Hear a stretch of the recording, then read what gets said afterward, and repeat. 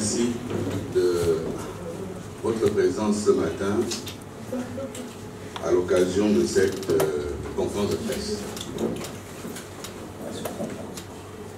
Pour nous, ensemble au Gabon,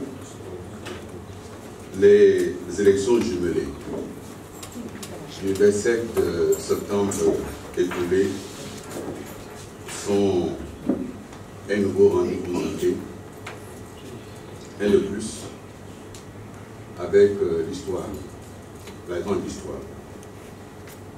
Mesdames et messieurs, le 30 août 2023, une partie du peuple gabonais avait cru voir s'ouvrir une nouvelle page de son histoire. L'annonce par les auteurs du coup d'État de la mise en place du comité pour la transition et la restauration des institutions CTRI résonnait comme la promesse d'un nouvel avenir. Mettre fin au régime Bongo et à ses pratiques présumées, disait-on, rendre la dignité aux Gabonais, restaurer la confiance démocratique, replacer le citoyen au cœur du jeu politique et au centre des décisions qui engagent la nation. Mais 2 ans plus tard, presque jour pour jour, les faits parlent d'eux-mêmes. La promesse d'un essor vers la félicité a bien pâli.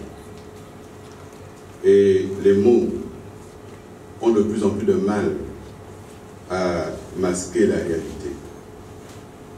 Cette réalité, c'est que le nouveau pouvoir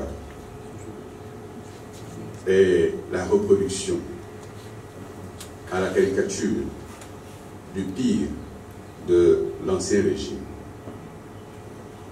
Dans ce sens, le double scrutin du 27 septembre dernier, censé tourner la page définitive de la transition, a révélé au grand jour une réalité crue. Loin d'avoir corrigé les errements du passé, le pouvoir militaire n'a fait que recycler à son profit ce qu'il prétendait dénoncer. Ces élections législatives et locales tant attendues ont été entachées d'irrégularités si graves que même les soutiens affirmés des nouvelles autorités les ont dénoncées avec vigueur et rigueur, preuve à l'appui.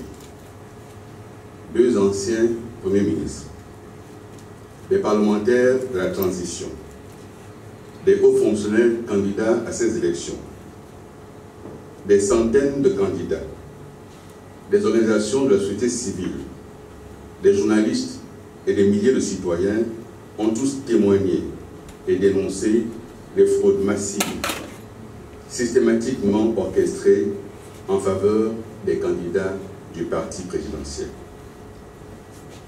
Il ne s'est pas agi de simples cas isolés et anecdotiques, contrairement aux délégations du gouvernement, mais bien des mouvements d'ensemble ayant touché la quasi-totalité des circonscriptions électorales du pays et de la diaspora. Usage quasi systématique et abusif des procurations pour le parti présidentiel. Bourrage d'urnes, isoloir transparent, transfert massif d'électeurs, absence de bulletins de vote de certains candidats, procès-verbaux non remplis ou parfois remplis au crayon, affichage des résultats contraires à ceux indiqués dans les procès-verbaux, résultats tronqués, etc. Ces pratiques, mesdames et messieurs, rappellent étrangement les accusations formulées par le CTRI lui-même pour justifier la prise de pouvoir par les militaires après le coup d'État du 30 août 2023. Les voir ainsi reproduire la même chose en pire ne manque pas d'interpeller. Il est du reste significatif de voir le ministère de l'Intérieur faire piteusement machine arrière après que des candidats ont dénoncé des irrégularités, preuves à l'appui, et les versions de résultats dans leurs circonscriptions respectives, les rétablissant ainsi piteusement dans leurs droits.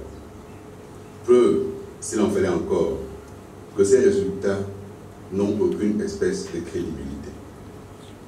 Chacun peut ainsi relever, dans sa province ou ailleurs, des cas de candidats déclarés éliminés dès le premier tour, mais qui, comme par magie, sont repêchés pour le second tour.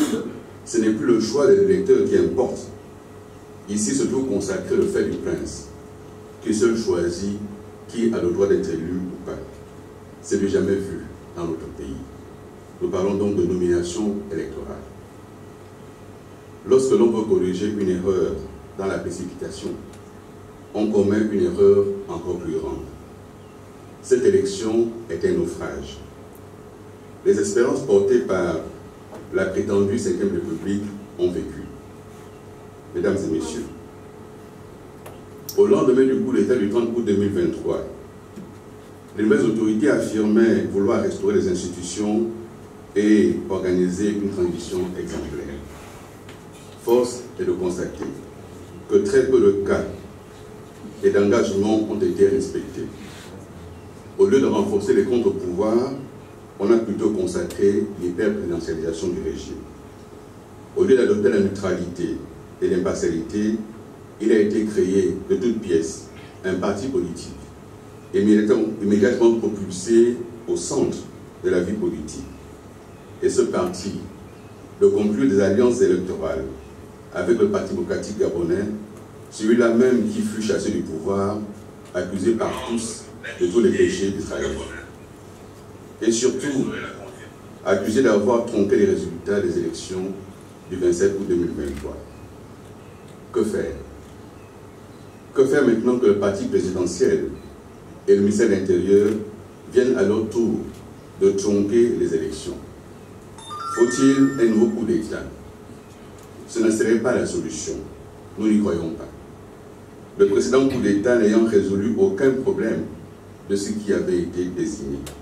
Les élections mal organisées.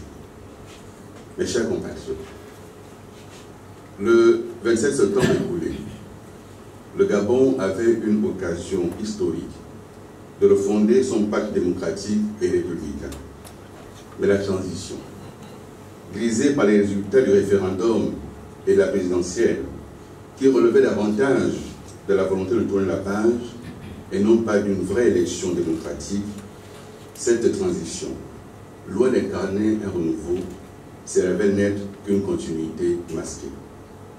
Les pratiques décrites hier sont en effet recyclées à la vitesse grand V et maquillées sous le sceau d'une légitimité électorale usurpée, parce que fruit de fraude à grande échelle. Pour laver l'ignominie de ce fiasco électoral, il faut se hâter d'en tirer les conséquences. Les instants de gestion de l'élection viennent de prouver leur incompétence à la face du monde, de même que leur partialité en faveur du parti présidentiel. Lorsque partout, sur le territoire national, les mêmes cris s'élèvent pour dénoncer les mêmes fraudes, ce n'est pas le fruit du hasard, c'est une résultante constante d'une fraude d'État. Le 27 août, c'est l'État qui a fraudé. La lecture des résultats provisoires par le ministre de l'Intérieur a donné parfois lieu à des moments d'anthologie qui ont révélé l'impréparation et l'improvisation. Nombre de votants plus élevé que le nombre d'inscrits par endroit, doutes émis en direct sur certains résultats, deuxième lecture de certains résultats corrigés sans explication aucune, et que dire des cas observés dans la diaspora. Une bourrée, comme au Gabon, centre de vote fermé à la dernière minute et déplacé à des dizaines, voire des centaines de kilomètres des lieux du vote, usage massif, systématique et abusif des procurations en faveur d'un seul parti, etc. Comme si tout cela ne suffisait pas, il a fallu que la Cour constitutionnelle, encore elle, s'en mêle en autorisant le ministère de l'Intérieur à violer la loi pour ce qui est de l'organisation, notamment l'obligation d'authentification des bulletins de vote. Mesdames, Messieurs, il s'agit là d'une violation manifeste de la transparence et de la sécurité des élections. Aujourd'hui, plus que jamais, il nous faut dire les choses avec clarté. Le Gabon ne pourra se relever de ce marasme que si la promesse faite par les militaires le 30 août 2023 redevenait une exigence réelle.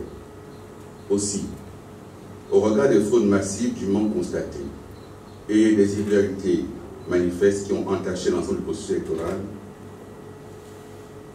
entamant ainsi la crédibilité des résultats, nous exigeons l'annulation pure et simple de ces élections.